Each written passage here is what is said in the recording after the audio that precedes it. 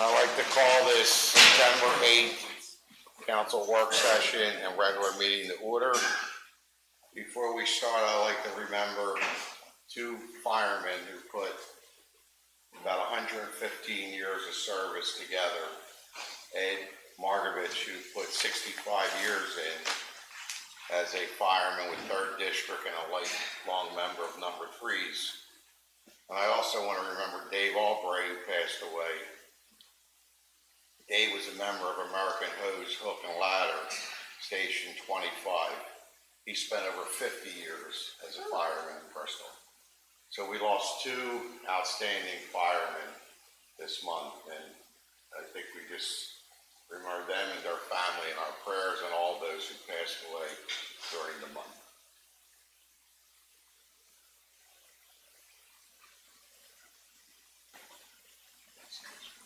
Please salute the flag. I pledge allegiance to the flag of the United States of America and to the republic for which it stands, one nation, under God, indivisible, with liberty and justice for all.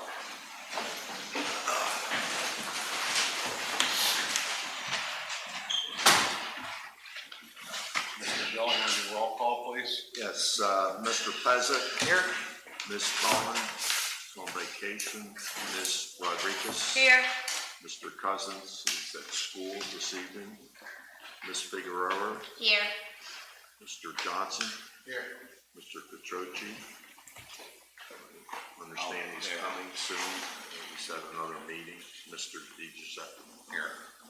So Mr. Catroci and our Chief Joe Moore is at a meeting at Dow Chemical for financial aid to our school district.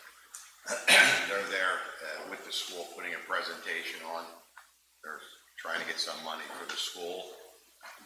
Last year, Joe left to come here and they took a vote. And by them taking a vote, we lost over $10,000. So I told Joe to stay there until the vote's taken tonight. So he's there with Louie. So we have two people voting tonight. It's Burlington, Bristol Borough, Bristol Township. We're applying for this grant. So hopefully the chief will get here. In the meantime, Alife's here representing the police department, and Mr. Catroci will be here as soon as that meeting's over. Hopefully, they said by 7:30. Okay, before we get started, we have Lumberman's here. So Dan Lyons, you want to do a presentation to council? Go to the podium. Wherever you play. This on here? There is no mic. It's just being recorded for the television. Gotcha. Okay.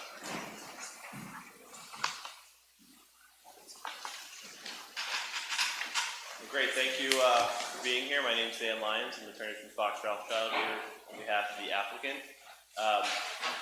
I'm not sure if you're too familiar with this project, this property, so I'll just give you a brief overview and introduce the project here.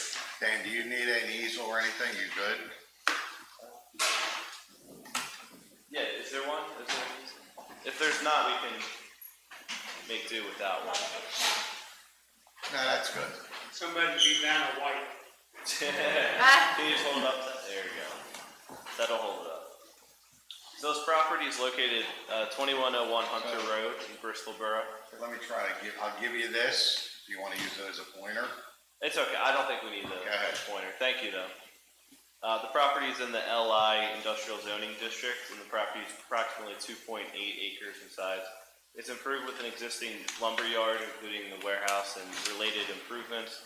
Applicant is here requesting a waiver of land development, approval to place a Quonset hut on the existing impervious surface. And if you don't know what a Quonset hut is, I didn't either when going through this process when I first got involved. But it's essentially I'm just going to show a photo. We know what it is. You know what it is? Okay. Well, that's about what it is. Just an open air on two sides of the roof to, the purpose is to protect the lumber that they have at the lumber yard.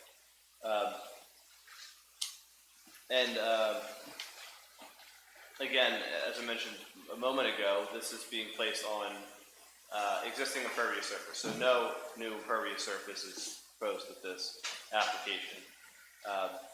We're asking for a waiver due to the limited nature of what this proposal is. Essentially, it's a large tent, permanent tent on the property.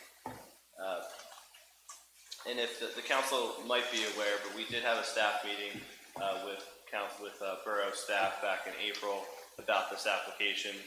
It was since resubmitted, but at that time there was some discussion about how to deal with stormwater, if stormwater management was needed or not. And there was a discussion between Ted here, the site engineer, and Gilmore and Associates as far as stormwater and how to address that, if any.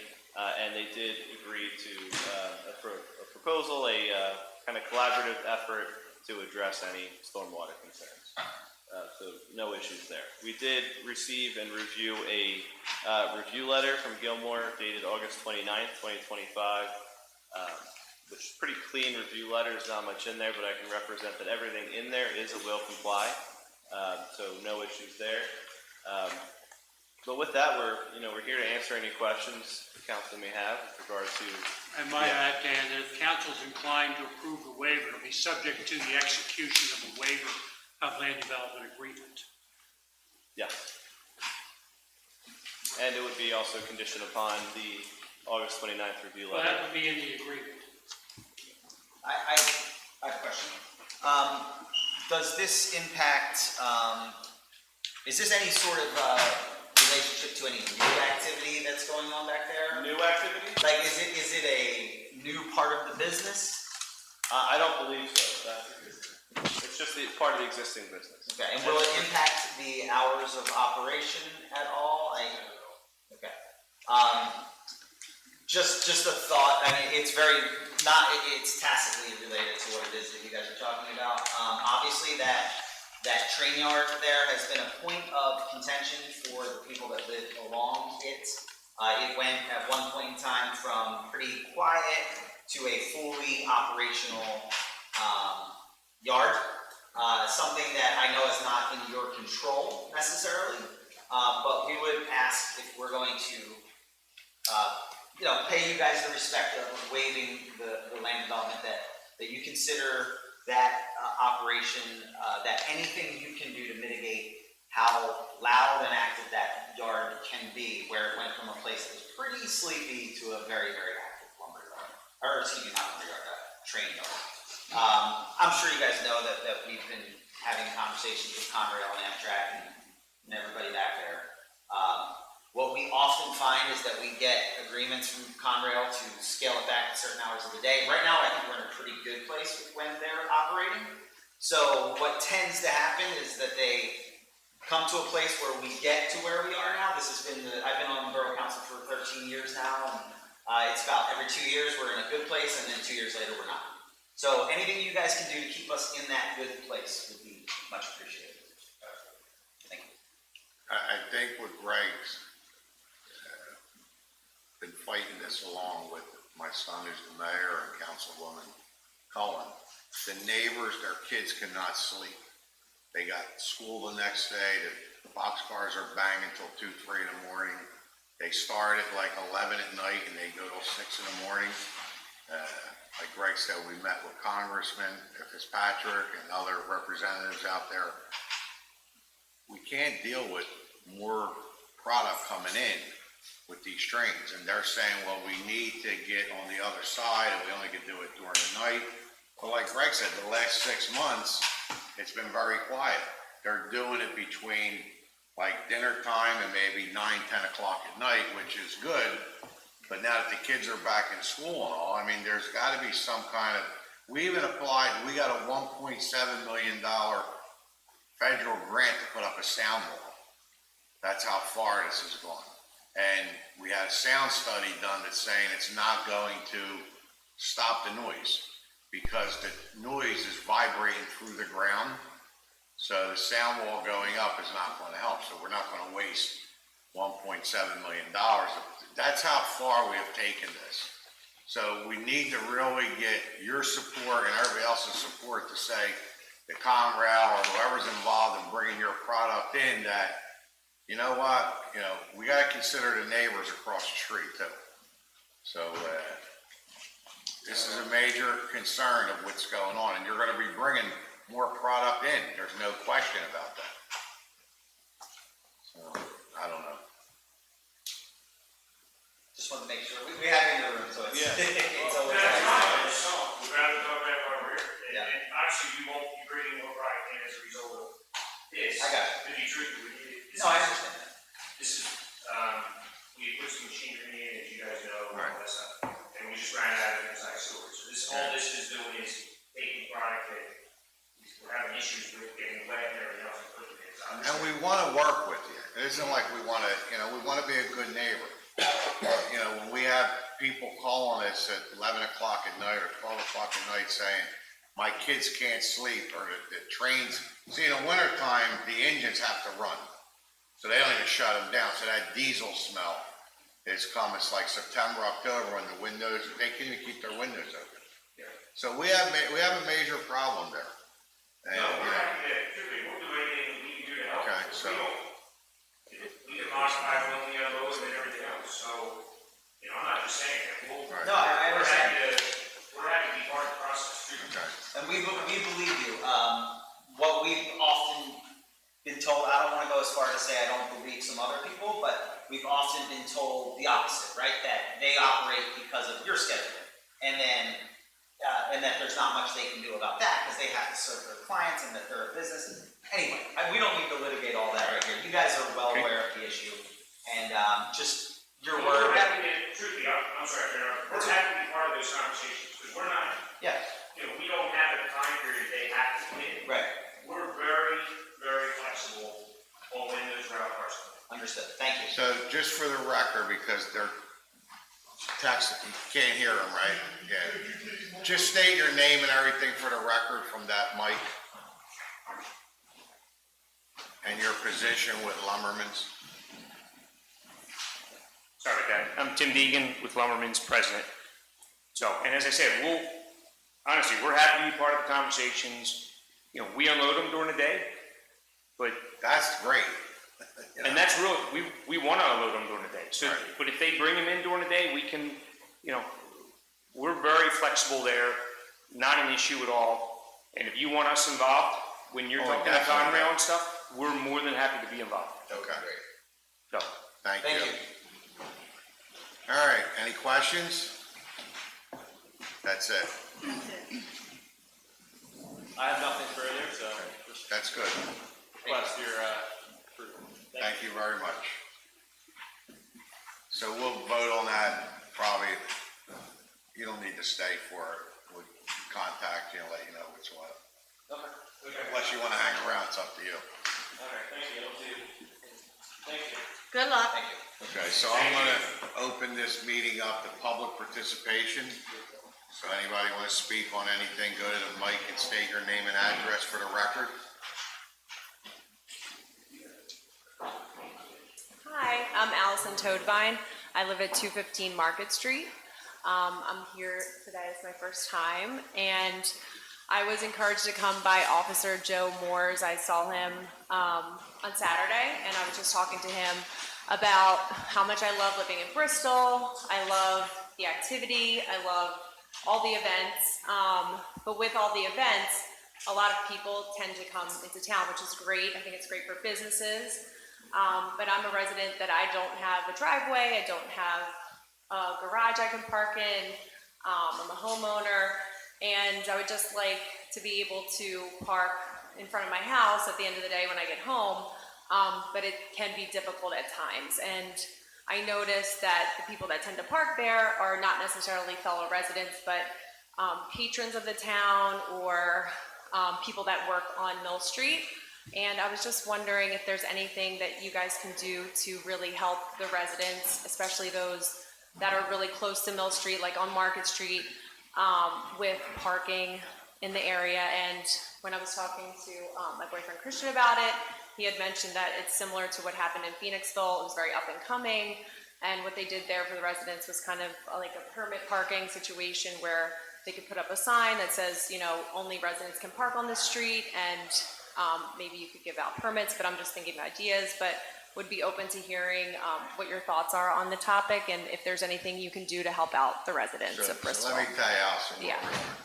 the mayor has been working on a few things, and he did meet with a couple people on Cedar and Wood, the 100 blocks and 200 block. Here's the problem, and we can't figure a way to solve this. You live on Market, so we give you a parking pass for you to park there. Now, everybody's got it. Let's just say we gave out 50 passes in the first 30 homes on every block. Right. Well, what happens tomorrow if I want to park there and I'm visiting you? Or Greg wants to park there, he's visiting you. Where do we tell him to park? So the yeah. problem, it's a domino effect. Like everybody says, well, why don't you give me a spot? I'm a taxpayer in front of my home. And I say, okay, so every house gets a spot. Everybody gets one spot. Now, you got your husband, you got 2 kids that are driving. Where do they park? And somebody said, well, put them on the next block. Yeah, but we got to give the next block a pass. Right. So it's Like a there's snowball no way, effect, unless yeah. we could create pocket parking, which we're looking into trying to take either some structures down and create more parking. There is no solution to this. I mean, I was in Boston a month ago. I couldn't get a parking place. I had to Yeah. drive back to my hotel and get an Uber back to where I wanted to go. There's just no parking. Right. And it's when you're in a small town that's, 300 years old, they're not prepared for this kind of growth and everything that's going on, which is great, like you said, but for you, it's a nightmare. And we understand that the residents are having a problem. It's all over town. It's not just this end, it's all over Harriman, it's all over every side street. So we need to figure a way, and we're working on it, trying to come up with a solution, but, putting lines on a street to make sure you park between the lines, so people that know how to park, they don't take up 2 spots. So you get 1 spot, but there's really, we can't figure it out. And I'll be honest with you, it isn't like we have Right. no answer to your problem right Well, now. do you We're know- going to yeah. figure it out.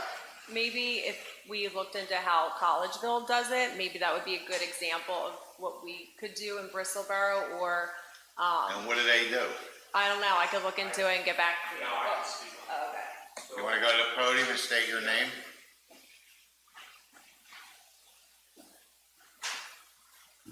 My name is Christian O'Brien. I live with Allison at 215 Market. I do have rental properties in Phoenixville. I've had them for about 20 years.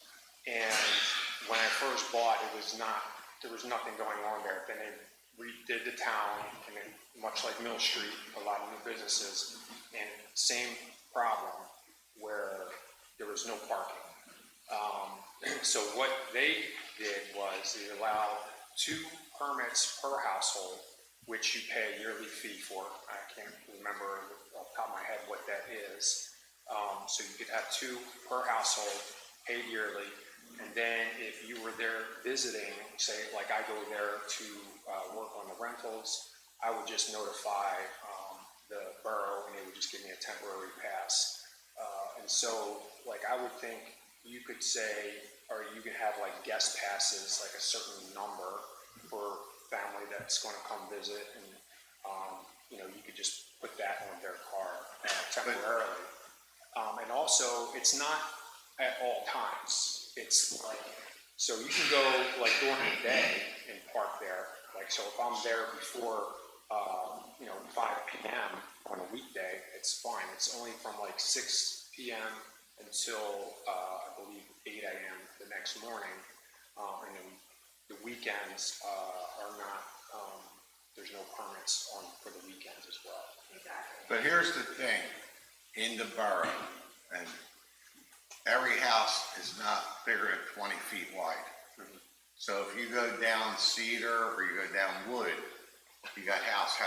So I couldn't give you 2 spots because your neighbor doesn't have a spot. You know what I'm saying? So I we do only understand. have enough, if we gave out a spot for every house, and there's 50 houses on the street, we give out 50 and 50. There's 100 spots, we're just saying, there's 50 homes on a block. Where's the next 50? Where's my kid gonna Just park? keeping the residents.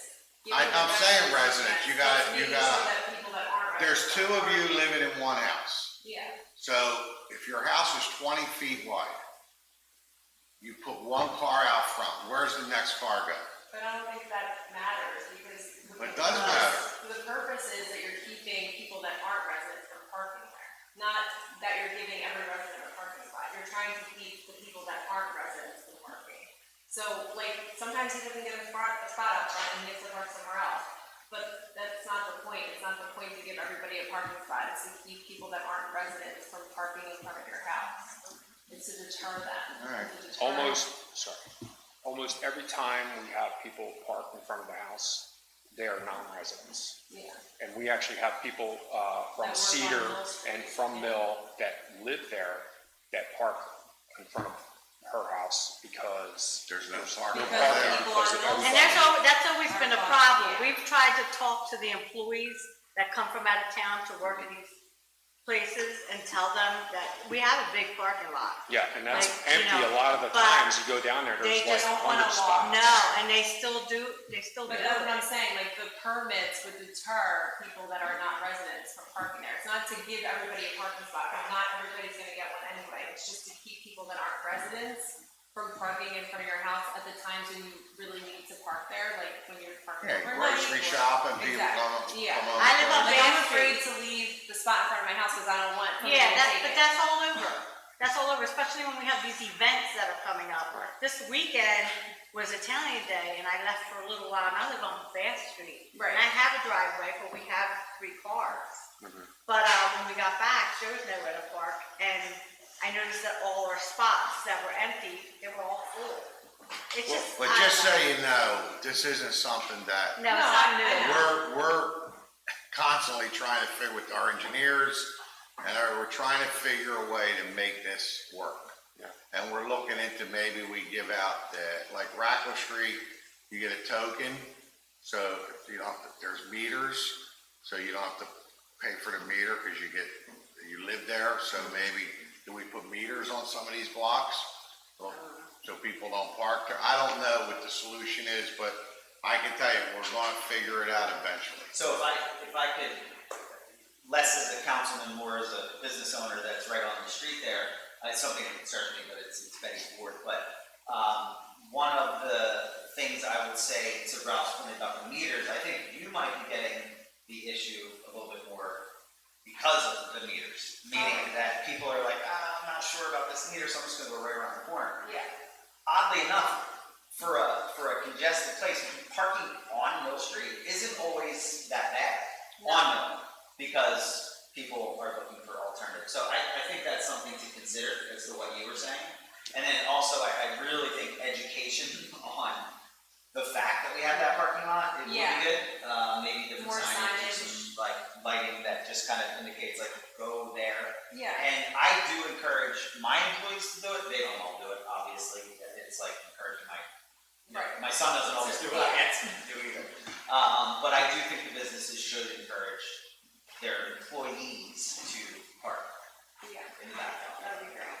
And then also maybe like even just some signage, like, you know, resident parking behind or something like that to like remind people, because there's also a woman who specifically filed for a handicap parking spot, and her mother like can't walk and she has to walk her to and from, and sometimes people that are dining at a local restaurant who are also handicapped will take that parking spot from her. So maybe even indicating like this is specifically a homeowner handicap, because then she'll drive around. It just- No, we can't do that. Okay, well, I'm just looking No, at it's a nice suggestion, but once you're handicapped, if you park there. Anybody can Yeah. park there. it. Okay. All right, we'll keep Okay, in touch. thank you. All right, thank you. Yeah, All right. appreciate it.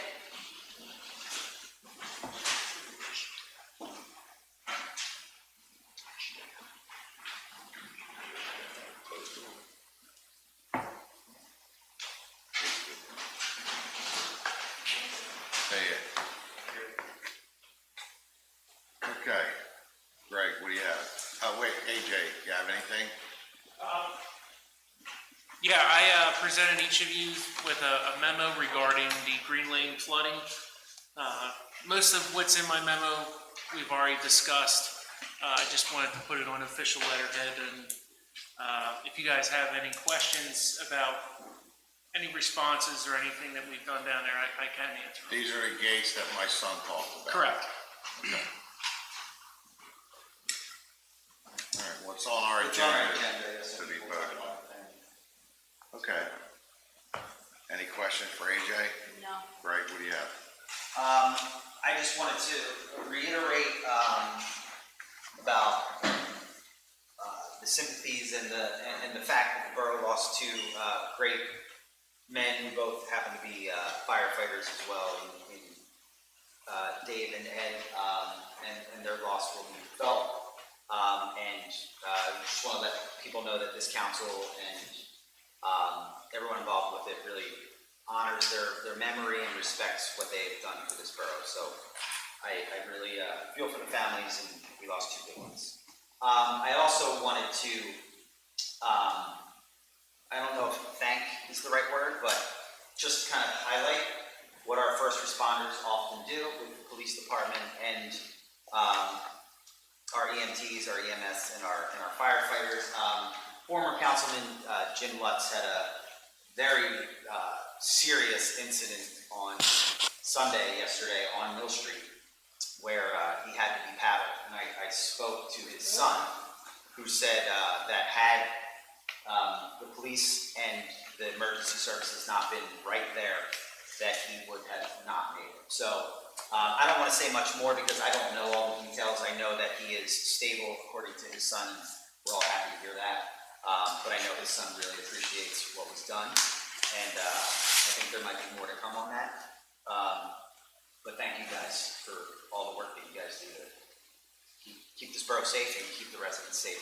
And I think you guys saved a life on Sunday. So other than that, I would just like to reiterate, and I don't want to say that, that I, more than anyone else, but I know that Lorraine, myself, the mayor, have been screaming from the high heavens about exactly what you're talking about with the underpass for years now. And it does feel like it's finally starting to get a little traction, which is good. Unfortunately, it's getting traction for some of the wrong reasons, probably. And I just hope it continues to get that traction before the wrong reason is the worst kind of reason, where someone actually pays with their life under that bridge. It's not safe. And, again, just to let people know where it stands, we're going to be talking about something that we've talked about for a while with blocking that off formally when there's a storm. But there's also a huge pipe and drainage issue that it is very much the borough's position that is the responsibility of the state of Pennsylvania. And the state of Pennsylvania keeps putting up as many roadblocks as possible to deal with that issue. And, I know Representative Davis has been trying very hard. State Senator Steve Santicero has been trying very hard. Sometimes the bureaucracy of PennDOT is very difficult to navigate through. But we need to navigate through this bureaucracy. They need to hear us that they need to do something on Green Lane. And they need to do it soon, or else there's going to be a problem. And that's all I have. Oh, actually, I'm sorry. I do have one more thing. And that, I apologize, but it's odd that we have this PA micro-ability fact sheet that's in front of us here. And it talks a lot about electric scooters, motorized pedicycles, motor scooters, Segway, e-bike, bicycles. There are so many kids in town these days that are riding around on those electric scooters. Maybe it's just because it's kind of in my nature to be cautious. I was never a very good skateboarder. I was never very adventurous when it came to that kind of stuff. And I always admired the kids who were. Just wasn't me. But every time I see a kid on one of those scooters that's moving at 20 miles an hour, and they're like 10, I get pretty nervous about the way in which they move. And according to this sheet, and I don't know, Officer Lipe or the chief can speak to it a little bit more, but according to this sheet that was given to us, and it's a PennDOT sheet, that it says electric scooters can only operate on private property. I don't know if you guys gave this to us. This was sitting on our desk. Is that from you guys? Probably. Yeah. So it just, with this weather, obviously the weather will change soon, but at the very least, I would say, parents, please have your kids wear helmets they're zipping around on those things, it's a disaster waiting to happen. But that's all I have. Brian, you have anything? I want to say touch on the subject with Greg with the scooter. Like recently, my son got in an accident. He didn't have a helmet on. We ended up taking the scooter away from him. But like, at least if your kid is riding a scooter, put a helmet on him because he ended up with a concussion and all of that. So at least protect the kid if you're gonna allow him to wear to drive. That's it. Maria? The only thing that I have is that I am scheduled to meet with Amtrak this month to discuss all of the underpaths on like the Ray Street, Bruce Street, Pine Street, Corson, Garden, and Prospect. So we'll be discussing the cleanup and the maintenance for all of those areas. And that's it, that's all I have. Betty? I just have one concern. Mr. Dillon, the lot across from Golden Eagle, have they decided what they're gonna do there? They still intend to move ahead with the car lot. Okay, The problem has been for the last almost a year dealing with PennDOT to get a permit. As a matter of fact, Sally was on the phone with PennDOT today trying to get that permit expedited. So it's really not their fault. It's been PennDOT, so we're trying. okay. And then another issue I have, to Avifa or to Joe, we have tractor trailers parked there now. At nighttime, during the day, there's one that's always there. Is that legal, or are they allowed to park there and just hang out, or? Right across from Golden Eagle. Where used to be the. They should not be parking there. Okay, so you might want to send your guys to check it out, because all week there's been a tractor trailer parked there. And at first I thought it was only for a little while, like my husband said, well, they can stop there if they're going to the diner. But no, it's like two of them were parked there like for hours. So you might want to keep an eye on that area. And that's all I have. I like the fact that Alife's already writing it down. Yeah, that's what I said, Vipo and. Good job, buddy. Thank you. Louis, you want to jump in? You have anything, or? No, Did you guys get the money, or no? That's all I care about. it's not announced yet. Oh, it's not announced yet? All right. I got faith in you, though. I have a few things. One, there's an open house Wednesday, September 17th, from 6 to 8 p.m. at Goodwill Firehouse. Pico will be there to discuss the current status of this cleanup. What time? Between 6 to 8 p.m. on September 17th at number 3's. Everybody noticed they started today on installing the new lighting in our parking lot. In the Mill Street parking lot, all new lights are being installed. It's a few $100,000 project, all paid for through grants, not taxpayer money. At the end of the month, we're going to be repairing the electrical work on the docks. We have some issues there. So the docks will be shut down for a week at least. We're going to try to work around Bristol Day and the doo-wop with that. So we'll try to make sure that doesn't happen during that period of time. The doo-wop will be held, the Oldies on the River, they got so many different names for it now, on Saturday, September 20th at 5 p.m. 6 p.m. sharp, the groups will start.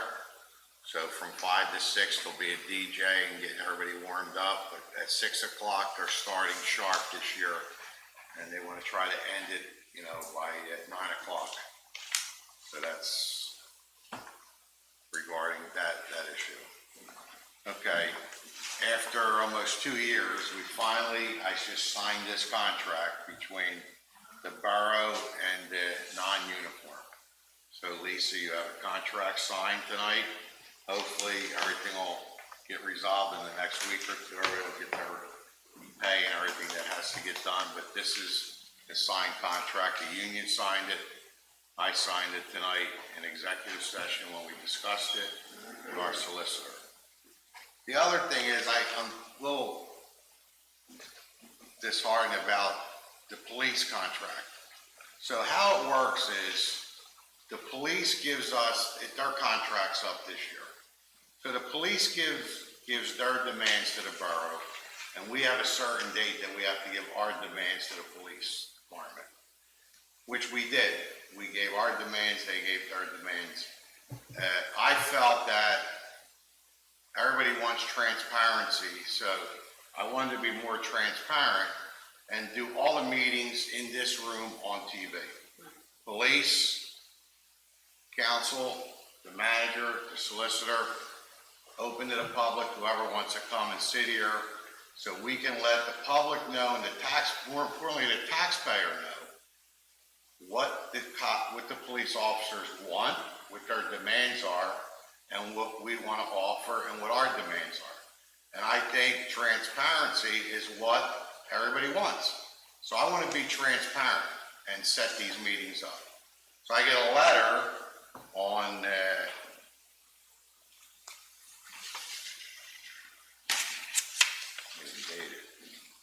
September 5th, saying that police unit, this is from Officer Lepore, who said that we're at an impasse. And since we're at an impasse, they want to go right to binding arbitration. How could you be at an impasse when we didn't even start negotiating a contract? Right. Which makes no sense. So I don't know where we're going with this, but I'm going to have the manager. We have dates from our solicitor to send to the PBA president, which is Mr. Lepore, asking him to come here and negotiate in public so we can have transparency in our police department and with our council and with our taxpayers and with any resident that wants to show up to the meeting. If they don't want to negotiate in public, I'm going to let the public know exactly what they're asking for, what we're offering, and what we want to offer. I think this is very important because some of the demands are outrageous, and I think going to binding arbitration isn't fair to the taxpayers. What happens with the non-uniform? They have to keep negotiating until we can reach an agreement. With the police department, it's called binding arbitration, so they could just say, well, you know what, you pick an arbitrator, we pick an arbitrator, let him decide. And they know 90% of the time the arbitrator favors the police department. Well, and there's nothing we can do about it, but I think it's, in plain words, bullshit. And we're going to negotiate this contract in public, and I want everybody to know how much cops are making, what they want, their insurance benefits. I'm going to put everything on the screen. And if they don't want to, it doesn't matter. And no disrespect to anybody here, because nobody did more for the police department and the cops than I did. We built a brand new police station. We got brand new police cars, state-of-the-art facility, guns, tasers, bikes, you name it, they got it. So we want transparent negotiations, and we want to do it on TV in this room for everybody to see. So we hope they take my offer and show up, or they can give us dates and we'll work around their schedule. But it's going to be public knowledge of everything that's going on. What do you think, Mr. Garden? I wouldn't add to what you just said, Mr. President. Thank you. Mr. Dillon, you have anything? You know how I feel right now, so to me, it's ridiculous. You want to go to binding arbitration when you never even negotiated one day to see if we can work something out. On the agenda this evening, under item 11, is approved as barrier gates and emergency lighting for Green Lane Underpass in the amount of $31,044. Two things. One, Bristol Township has reached out to us and said that they would be willing to pay for half of that. So we are working together with Bristol Township. But our engineer, Kurt, has a few questions and comments because some of these bid prices have been hanging around for a while. So. Yeah, thank you. Briefly, real quick, we had gotten these prices some time ago, both in the material and installation costs with foundations that go with these posts. And we went back in anticipation of tonight to make sure those costs were still good and the availability was still available for the product. And we had, you know, not unique to most things, we found that the costs have escalated and the availability has now been pushed where these gates, they're pretty popular now. A lot of municipalities are installing them, but they can't get these gates available till March of next year.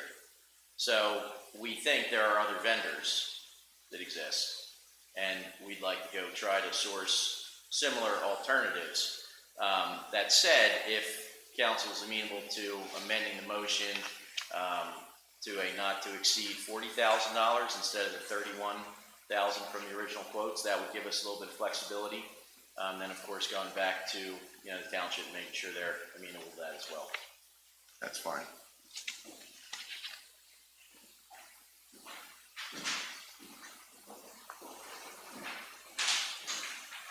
Okay, Mr. Stone, you have anything? No, that's it. Chuck, you have anything? Something else, we'll talk a little bit later about other things.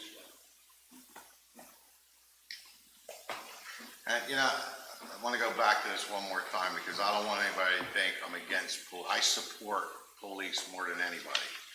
I just want everybody to know that. But I also, when I took this job, I took it to protect the taxpayer. I always kept the taxpayer in mind no matter what we did. Brand new buildings, borough park, new roads, you name it, we did it. But we kept the taxpayers in mind. And I'm not going to just say, okay, you go to binding arbitration, we're going to give you whatever you want, 8 years post-retirement benefits, which will cost the taxpayers for one cop almost $400,000. You give him benefits for 8 years. I'm not voting for it. I'm not doing it. I don't know how we fight it. But when somebody puts down, they want to be their medical benefits to continue 8 years after they retire, and you're paying $40,000 a year for a cop's insurance, which is costing 10 years, is $400,000. That's insane. That's totally insane. So, all right, my pressure's coming down. All right, let's move on to our agenda. Okay. Wherever it's at. Okay. We have no public participation, so we can go right to item number 2. President, I'd like to make a motion to accept the council meeting minutes for August 11th, 2025, to accept the treasurer's report for July of 2025, to accept the fire chief's report for August of 2025, the inspection report for August of 2025, the public works report for August of 2025, the hard report for August of 2025, August 25th of 2025, the Gilmore report dated September 2025 for August 2025 work. I have a second. Second by Mr. Rodriguez. Questions or comments? All those in favor? Aye. Opposed? Number 3. President, I'd like to make a motion to approve the waiver of land development for Quonset Hut at Lumberman Associates Incorporated on Hunter Road in Bristol, PA. TMP number 04-015-001-001, expiration 9/10/25, conditioned upon executing a waiver of land development agreement. Second by Mr. Catroci. Questions or comments? So the only thing I want to say is this still has to go in front of the land development, correct? No, it's not, you're waiving it, but We're waiving the waiver of land development agreement will make sure all the engineering issues are buttoned up, all the Resolved. permits are received. Okay. All right, all those in favor? Aye. Opposed? Mr. President, I'd like to make a motion to approve the orders amending the provisions of Chapter 115, Motor Vehicles and Traffic, Section 15-406, Parking Time Limited in certain locations, certain dates, and hours to allow 15-minute parking on Rackford Street, north in front of the bagel joint. I have a second by Mr. Catroci. Questions or comments? All those in favor? Aye. Opposed? Number 5. Mr. President, I'd like to make a motion granting an honorable disability discharge to Alan Hankinson pursuant to Section 2, 1 of the Police Tenure Act 53P.S.812 and the borough's uniform pension plan. Second by Mrs. Rodriguez. Questions or comments? Mr. Garden, can you please explain? Sure. Because this is something that you're recommending to council. Well, I think council's well aware of the fact that Acting Sergeant Hankinson has been on workman's compensation as a result of an incident occurring in November of 2022. And reviewing the medical records that have accompanied his workman's comp, it clearly indicated that he's incapable of performing his job as a police officer. The borough manager sent him a letter in July explaining that we would be proceeding with this particular activity and action coming up soon. They asked him to submit anything that would dispel the conclusion that he was not capable of being a police officer for physical restrictions. He was unable to provide anything, and we received confirmation from his lawyer. We then notified him we were going to take this action tonight, and accordingly, nobody's here tonight to object, and I think it's appropriate that you proceed along the lines of placing him on a disability retirement pension. It means he gets a pension, he's on disability, so there's a certain benefit to that from a tax perspective. He will not be, without any funds. So we're not hurting him in any way? No, well, he's not capable of being a police officer. Okay. Any other questions or comments? All those in favor? Aye. Opposed? Mr. President, I'd like to make a motion to approve terminating the heart and lung benefits payable to Alan Hankinson for the reasons as noted in the prior motion. Second by Ms. Figueroa. Questions or comments? All those in favor? Aye. Opposed? Number 7. Mr. President, I'd like to make a motion to approve the resolution for the 2026 minimum municipal obligation, the non-uniform pension plan, in the amount of $485,088.61. Second by Ms. Rodriguez. Questions or comments?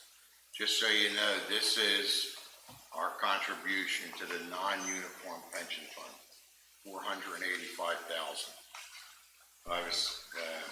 I got a second. All those in favor? Aye. Opposed? Number 8. Mr. President, I'd like to make a motion to approve the resolution for the 2026 minimum municipal obligation for the uniform pension plan in the amount of $679,566.98. Second by Ms. Figueroa. Questions or comments? So here's another example of $680,000 we're paying for pension for the police, and I could tell you in another couple of years it'll be $1 million. So I don't know where this money's going to come from. I know Mr. Garten is looking into a special tax so that borough residents would have to pay a special tax just for police, which I don't think anybody in town is going to want to start paying more taxes, but we got to draw a line somewhere, and right now it's out of control. I mean, you can't spend this kind of money when you're only taking in so much. All those in favor? Aye. Mr. President, I'd like to make a motion to approve the resolution for the 2026 minimum municipal obligation for the non-uniform defined contribution pension plan. Second, Ms. Figueroa. Questions or comments? All those in favor? Aye. Opposed? Number 10. Mr. President, I'd like to make a motion to approve awarding the 2025 CDBG curb ramp project to NJS Concrete LLC for all items in the base bid plus alternate bids number 1 and number 2 for a total project cost of $238,400, contingent upon receiving authorization from the Bucks County Community Development Block Grant Program to proceed with the work. Second by Mrs. Rodriguez. Questions or comments? So every year we get a block of money through the county, and every year we use the same money to do more curb ramps throughout town. And we had a pattern. We were doing the main roads, the safest roads to school for kids. So we're now moving out into the other, I think in another couple years. At the rate where the funding's going, and it's we should be able to complete the entire town within the next 7 to 8 years, I think. 7 to 8 years, so. Long time. Hopefully we're still here. Any other questions or comments? All those in favor? Aye. Opposed? Number 11. Mr. President, I'd like to make a motion to approve the barrier gates and emergency lighting for Green Lane underpass in the amount not to exceed $40,000, and noting that the Bristol Township will pay half. Second by Mr. Pezza. Questions or comments? All those in favor? Aye. Opposed? Okay, anybody have anything else before we adjourn? No. Mr. Dillon, you'll get some dates from Mr. Martin to forward to the PBA to see if they want to start negotiating. Sorry, Mr. President, just one thing. The Borough Rec Board is doing a chalk walk. The date is to be determined sometime in October. Okay. Okay. AJ, doing a great job. We're very happy with Dylan. You know that. I get a motion to adjourn, Mrs. Rodriguez, second by Mr. Pezza. All in favor? Aye. Meeting adjourned.